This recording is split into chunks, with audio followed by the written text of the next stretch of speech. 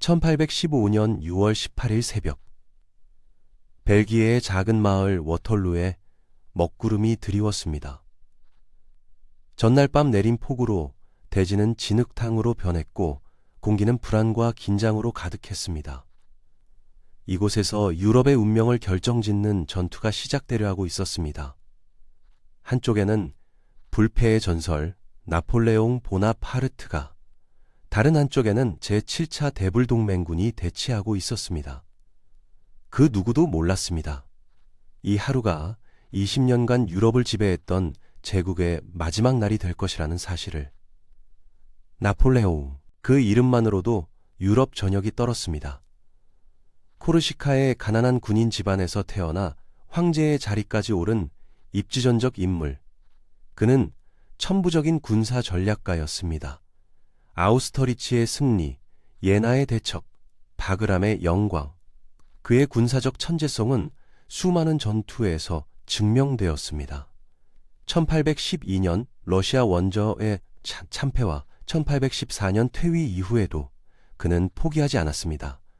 엘바 섬을 탈출한 나폴레옹은 파리로 진격했고 루이 18세는 허겁지겁 도망쳤습니다. 백일천하, 그는 다시 한번 프랑스의 황제가 되었습니다. 그러나 유럽의 왕들은 이번에는 그를 결코 용서하지 않기로 결심했습니다. 워털루 전투를 이해하기 위해서는 그 이전의 상황을 살펴봐야 합니다. 나폴레옹이 엘바 섬에서 복귀하자 유럽의 열강들은 즉각 제7차 대불동맹을 결성했습니다. 영국, 프로이센, 오스트리아, 러시아가 손을 잡았습니다. 그들의 목표는 명확했습니다. 나폴레옹의 완전한 제거. 나폴레옹은 자신이 처한 상황을 정확히 알고 있었습니다. 시간이 지날수록 적의 병력은 증가하고 자신의 입지는 좁아질 것이라는 사실을. 그는 선제 공격을 결심했습니다. 적이 완전히 집결하기 전에 각계 격파하는 것. 이것이 그의 유일한 승산이었습니다. 6월 15일 나폴레옹은 12만 4천 명의 군대를 이끌고 벨기에로 진격했습니다. 그의 목표는 웰링턴 공작이 이끄는 영국 네덜란드 연합군과 블리어 원수가 지휘하는 프로이센군 사이에 틈을 파고드는 것이었습니다. 6월 16일 리니 전투에서 나폴레옹은 프로이센군을 격파했습니다. 블리어는 낙마하여 중상을 입었고 그의 군대는 후퇴했습니다. 같은 날 카트르브라 전투에서 내 원수는 웰링턴의 군대를 막아냈습니다. 승리의 기운이 감돌았습니다. 나폴레옹의 전략은 들어맞는 듯 했습니다. 그러나 결정적인 실수가 있었습니다.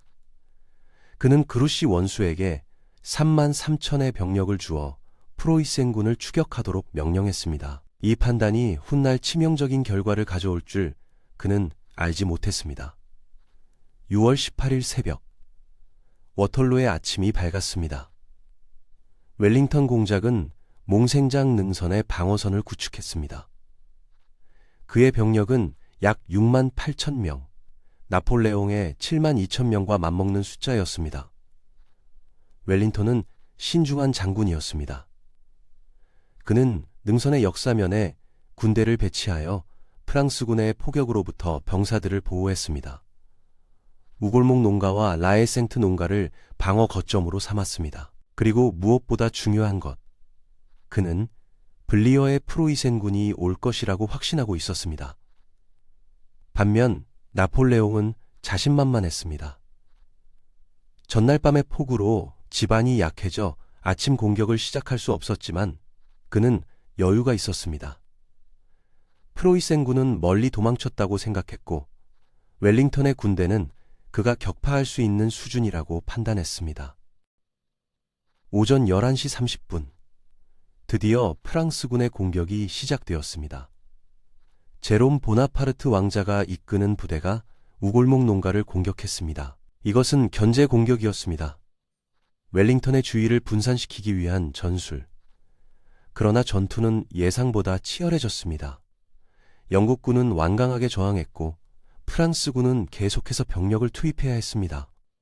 견제 공격이 주공격으로 변질되고 있었습니다. 오후 1시 30분, 나폴레옹은 본격적인 공격을 명령했습니다.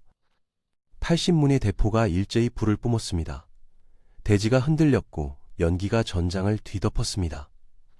폭격이 멈추자 데를롱 백작이 이끄는 1만 6천의 보병이 전진했습니다. 그들은 밀집 대형으로 언덕을 올라갔습니다. 프랑스 보병의 자랑스러운 전통이었습니다. 그러나 언덕 위에서 영국군이 기다리고 있었습니다. 웰링턴은 보병들을 능선 뒤에 숨겨두었다가 프랑스군이 가까이 오자 일제히 일어나 사격하도록 명령했습니다. 화염이 터져나왔습니다. 프랑스군의 선두 부대가 쓰러졌습니다.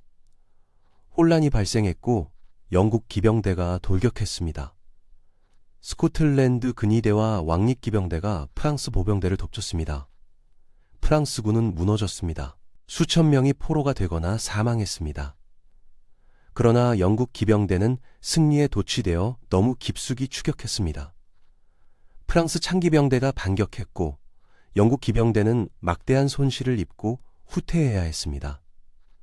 전투는 일진일퇴를 거듭했습니다. 오후 3시 30분, 나폴레옹은 동쪽 지평선에서 무언가를 발견했습니다. 먼지구름이 피어오르고 있었습니다. 군대가 접근하고 있다는 신호. 그루시의 부대라는 보고가 올라왔지만 곧 진실이 밝혀졌습니다. 프로이센군이었습니다. 블리허가 약속을 지켰습니다.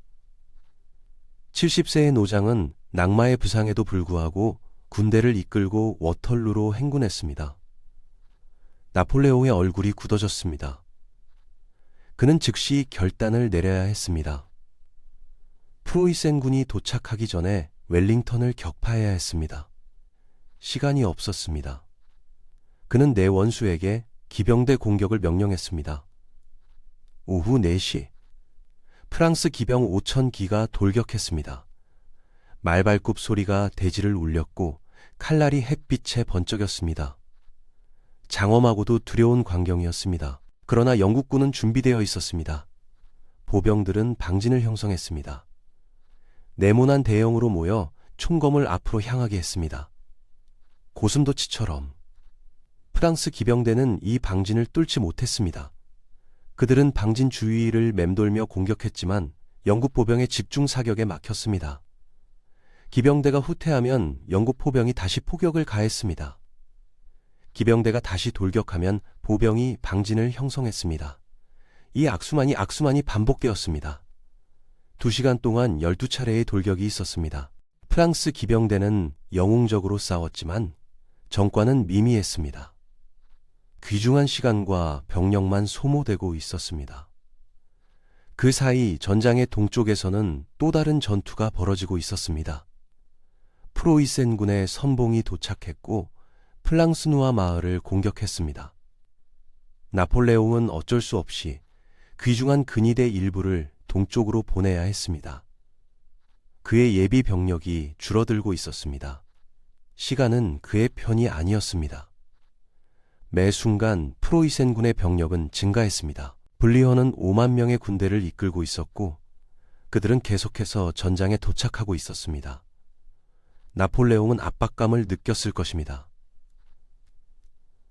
20년간 수많은 전장을 누볐던 그도 이번만큼은 상황이 불리하게 돌아가고 있다는 것을 알았을 것입니다.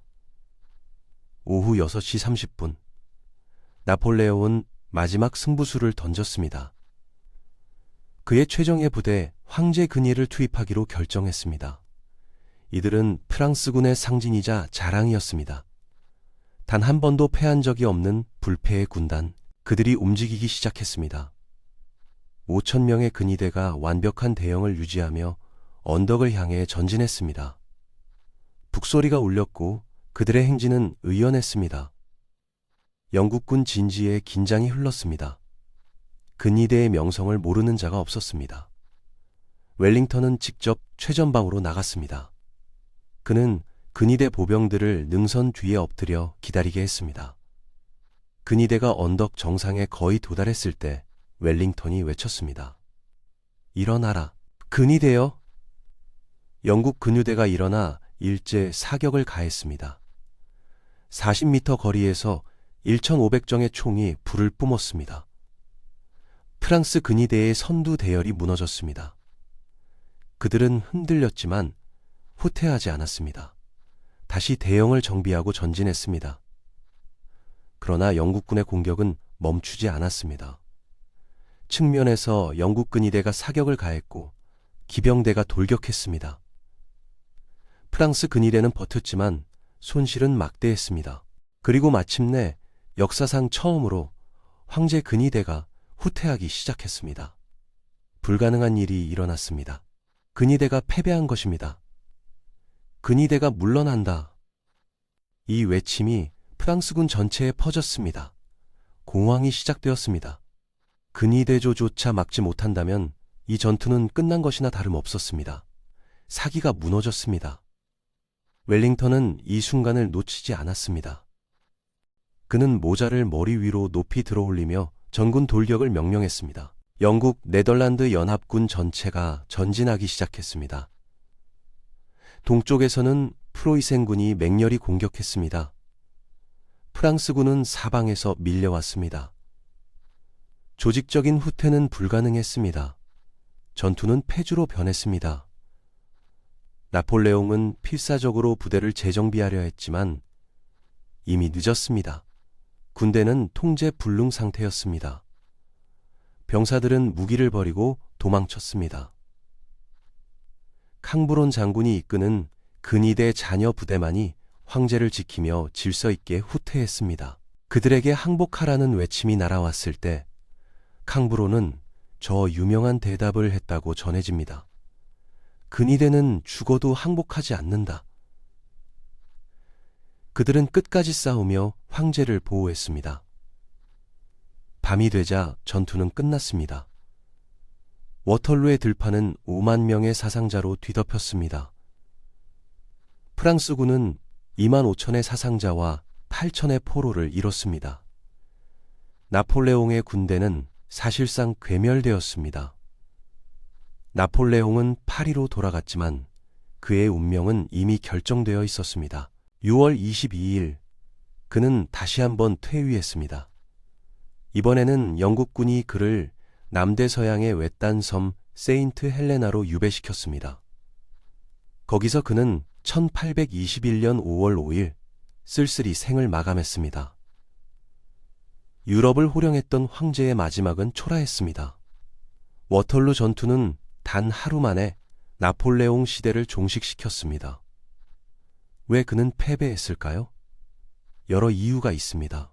전날의 폭우로 인한 공격 지연, 그루시 원수의 프로이센군 추격 실패, 우골몽에서의 병력 낭비, 기병대의 무모한 돌격. 그러나 무엇보다 블리어의 약속 이행이 결정적이었습니다. 역사는 순간의 선택들로 만들어집니다. 만약 나폴레옹이 아침 일찍 공격을 시작했다면, 만약 그루시가 프로이센군을 막았다면, 만약 블리어가 오지 않았다면 역사는 달라졌을지도 모릅니다.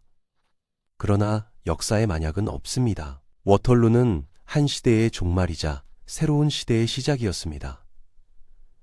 나폴레옹의 패배로 유럽은 새로운 질서를 맞이했습니다. 빈 체제가 확립되었고 한 세기 동안 상대적 평화가 유지되었습니다. 그리고 나폴레옹은 전설이 되었습니다. 그의 군사적 천재성은 오늘날까지도 연구되고 있으며 그의 이름은 영원히 역사에 남았습니다. 워털루, 그곳에서 황제는 무너졌지만 전설은 시작되었습니다. 이 영상이 흥미로우셨다면 구독과 좋아요 부탁드립니다. 다음에도 더 흥미로운 역사 이야기로 찾아뵙겠습니다.